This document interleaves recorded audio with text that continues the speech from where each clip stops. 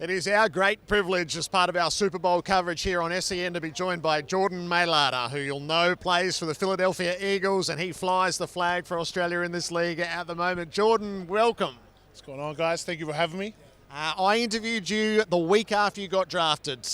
It's been a hell of a 4 years for you. Oh, mate, you're telling me. You're telling me. It's been a crazy ride, this whole journey, this experience, even being here, with everybody and just soaking this all in. It's just crazy to see how far I've come and everybody who's been supporting me. So it's been crazy. You'll be buried in the day-to-day of it, but do you have moments where you pinch yourself and go, so formulated a dream, chased a dream, and coming to fruition?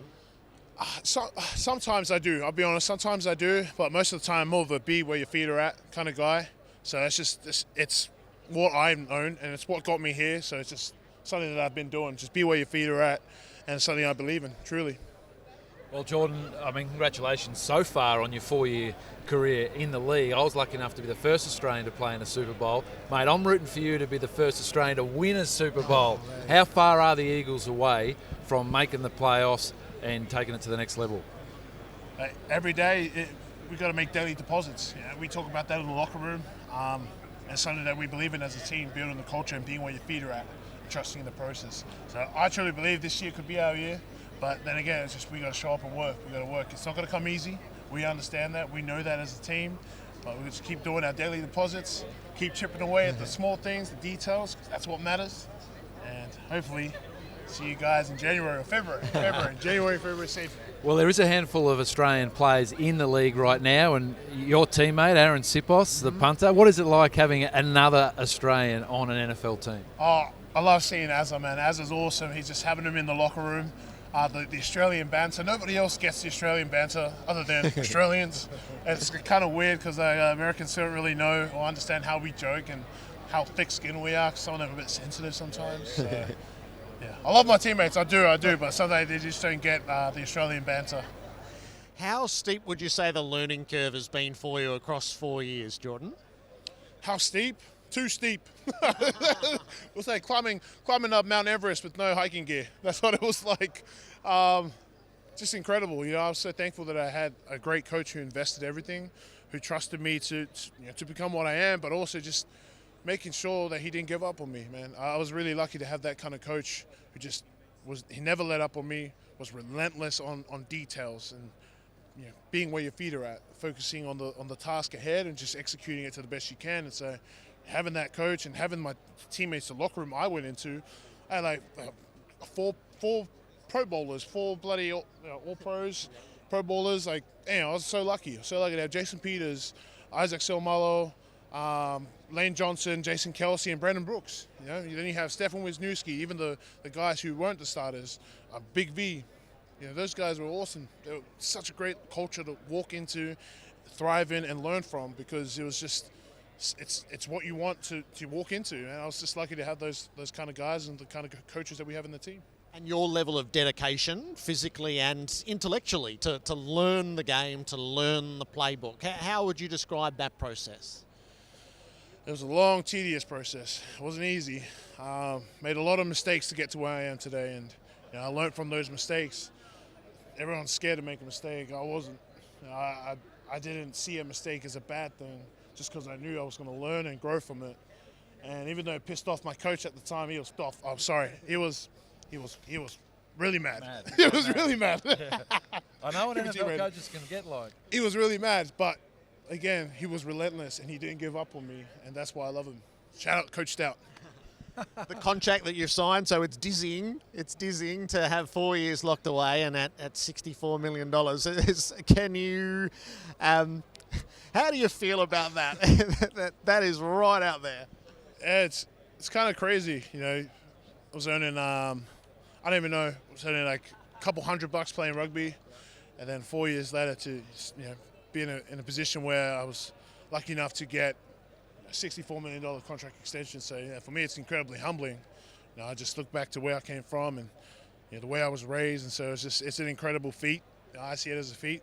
At the same time, I don't let it kind of get to me. It's just I try to keep myself grounded as much as possible, and my girlfriend does a great job of doing that. And so, and so does my family, and it's just incredible to to create a legacy and do that. Continue to make the daily deposits. What is this, Commonwealth Bank? What's going on? I mean, but it's more than about the money, Yeah. though, right? It's about the experience, about moving countries. It's about experiencing a different sport, which comes with some challenging times. What sort of challenges have you had to overcome so far in your journey? Man, I was injured twice. So I injured my back twice in 2018, 2019. And then, kind of set me back a little bit. And I had to go from left tackle to right tackle. And everybody thinks it's like such an easy thing to do, but it's not. It's like really hard. It's like the analogy I used. Okay, I don't know if I can say it, but I'll say it anyway because I said it to Philly media. It's like wiping your ass with your left hand or non-dominant hand. Yeah. Gets the job done, but it's not clean. That's the difference between going left and right. It's not the same. So you got to train your whole body to change the mechanics. Everything's such a detailed like a mechanism when you play offensive line. It's just like little things that you can learn to manipulate your body. And so that was the hardest thing, learning how to manipulate my body, and then dealing with the rehab for my back injuries. And then 2020 hit. Everybody was dealing with COVID, and it's crazy. It was my comeback year, and then boom, COVID hit, and it was like, okay, another thing that we all had to deal with. And then just had to get to work and overcome that year. So. What do you keep as a flavour of home? What do you get sent from home? What connection do you keep to make sure you don't lose contact with your roots? Oh, okay. I mean, I always talk to my family. That's a given. I always talk to my family back home. But the one thing is that I'm lucky. I'm very fortunate that there's a pie company back in Philly. He's from Australia. Yes. And he does these gourmet meat pies. I'm telling you, man, it's the best meat pies ever. The company's called G'day Gourmet. It's out of this world in Philly. It's probably the best meat pie that I've ever had, like to this date. And so, when I work with him, and so now it's just like every time I have it, it just reminds you of like a slice of home.